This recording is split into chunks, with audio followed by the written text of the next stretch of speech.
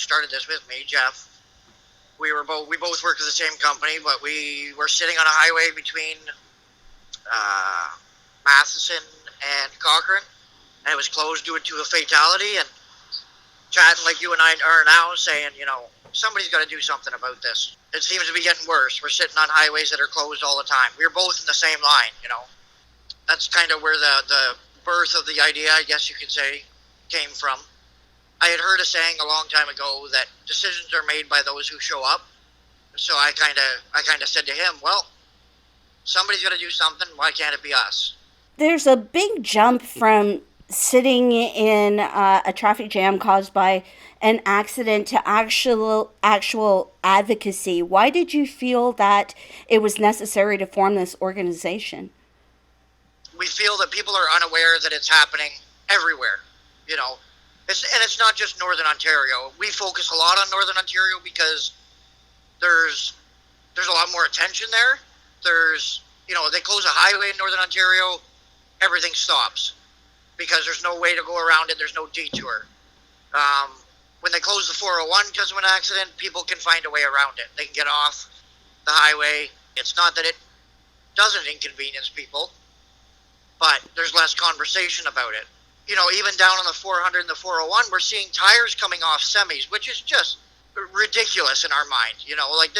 There's no excuse for a tire coming off a truck. A tire getting blown because the tire goes flat or goes wear, with the weight we carry, it's going to blow if it gets low or it gets a leak. So that's not uncommon and can't always be prevented. But the whole tire coming loose from the truck there's no excuse for that. So, is this a matter of lack of training? Are people not doing their pre-trips? What is the problem here? Someone said the other day that if the Trans-Canadas were twinned right across the country, then that would solve all the problems. And we don't agree with that. We don't think that there's a silver bullet per se. Mm-hmm. There's no cure. There's no one cure. There's many issues that have developed over a period of time that, as things have changed in the industry, like one thing that has changed is last minute deliveries, or right on time, they call it, deliveries. So it's gone from companies shipping their stuff way ahead of time to, we need to get this out, to Calgary tomorrow from Toronto. So we need to call somebody right now, and then it's a rush. So there's that factor that has kind of started to change the industry. But regulation and enforcement and training hasn't kept up with change. There's a push for change after the Humboldt accident, I don't like to call these accidents. I'd rather call them collisions. So There's a big push after that tragedy that happened in Saskatchewan. Most provinces have implemented some version of MELT, which is mandatory entry-level training. The unfortunate part is that in some cases, the MELT is not sufficient enough. I came from a background of running equipment. I was working on a farm. I was aware of how equipment works, so that kind of fed into my knowledge of a truck. Mm-hmm. But you have somebody that comes from no experience around anything except maybe a car or a passenger vehicle. There's a lot more that needs to be taught. They don't have that background. And it seems to me that this MELT program is teaching more towards someone like myself that would have somewhat of a background ahead of time. Yeah. There's many things that are missed. Like, big thing that I like to mention, and many will argue against it because it's not legal in Ontario, but tire chains are not taught through the MELT program, how to install them or use them, because they're not legal to use on an Ontario provincial highway. Mm-hmm. But if you get your license in Ontario, there's nothing saying you're going to only drive in Ontario. Just like I got my license in Saskatchewan, and I later moved back to Ontario, and I drive all over, right? I drive from Ontario right out to British Columbia. and I use tire chains often through the winter. Yeah. So to me, that's a valuable piece of information that drivers should know how to use. At least have it taught to them so they're aware of it. But that's completely missed. What would you say making trucking a skilled trade with an apprenticeship? Oh, that would be, first of all, it's not considered a skilled trade to start with. So it's not considered a skilled profession. As far as government or anyone is concerned, we're not skilled workers. We're not skilled at what we do. And I think that's ludicrous, because it takes a lot to know what we do. A lot of people that drive passenger vehicles don't understand where a dangerous spot around a truck is. So it's not just the truck drivers where there's Sure. issues. You know, someone that passes me should know that you don't come in between me and a vehicle in front of me, because I've made a space between me and the vehicle in front of me. I made that space. I've chosen the room between the vehicle in front of me so that I can stop if I need to without hitting the vehicle in front of me. And if a car decides to come in between us, that becomes a dangerous spot. That's a skill that a driver has acquired by doing the job. So to me, it's a skilled trade. I really believe that there should be mentoring programs. It would be really valuable to have some sort of apprenticeship training program. But we don't realistically see an apprenticeship program happening. People are looking for drivers. Mm-hmm. Every carrier I know is looking for a driver. Carriers are really pushing for the government to try and help with that, right? Help us get drivers licensed faster. We have the problem with wanting to get drivers licensed faster and getting drivers licensed as qualified and proper and safe. So if you look at a skilled teaching and apprenticeship program, that's going to take significantly longer than it would to have the system they have in place now. Would something like retesting help curb this? That's an interesting one. I don't know if I've been asked retesting before. I think retesting would be definitely interesting for someone, would be an interesting concept to look into, especially for drivers that have been in, say, serious collisions, or a record of even minor collisions, but multiple ones. Mm-hmm. To see, has something been missed? Have they developed a bad habit that needs to be corrected?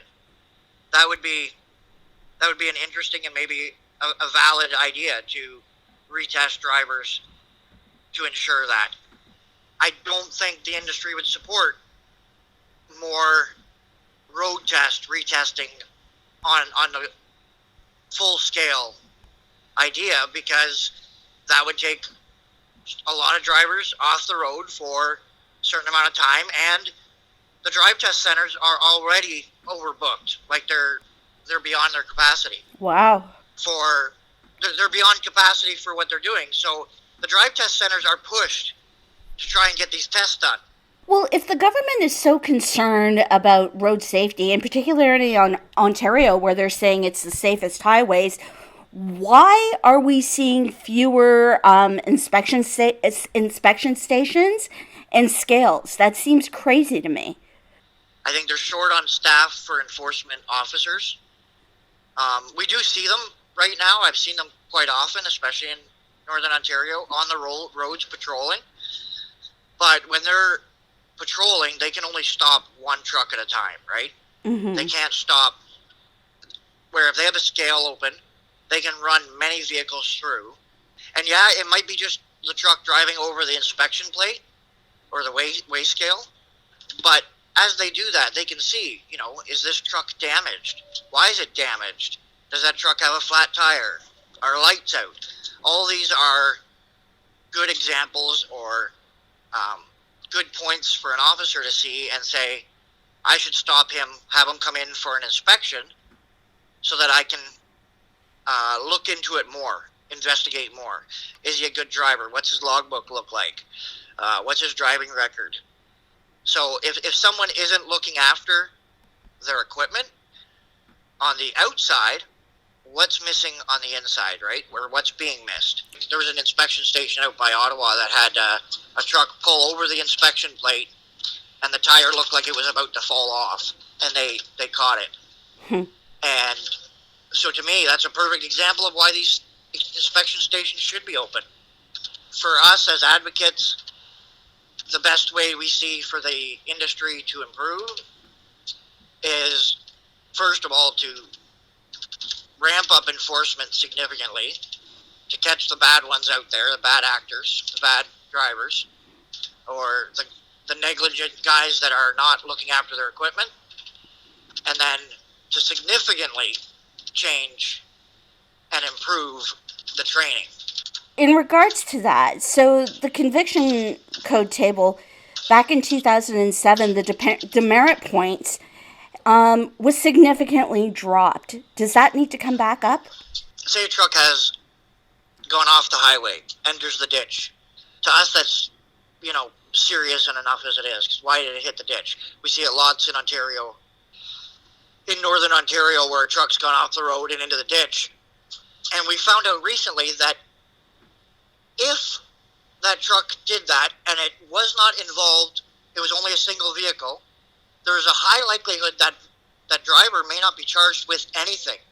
So I'm not sure that the demerit system needs to change. I think the way these kind of incidents are looked at maybe needs to be re-evaluated, because if a truck driver leaves the highway, we're professionals. We should be able to, for the most part, be able to get to a safe stop. We're seeing trucks almost on a daily basis, especially throughout northern Ontario, in the ditches. And we found out it's pretty uncommon now for these trucks to be charged with anything. How are some of these carriers that we often see the same ones running into issues, how are they still operating? Because if a carrier gets too poor a score in their CVOR, then ministries, safety officials start to question that, look into them, or they're supposed to, and decide whether they are continued to be allowed to operate as a carrier. So why are these same carriers still running into issues, or being allowed to run into issues? I think it's important for people to know there's a lot of good drivers out there. And the good drivers are as frustrated, if not more, than the general public that have started to notice what's going on. But people dying on our highways, especially at the rate that it's happening, should be considered a failure. It's a failure on the industry's behalf, it's a failure on the government's, and it's a failure in training, it's a failure in enforcement.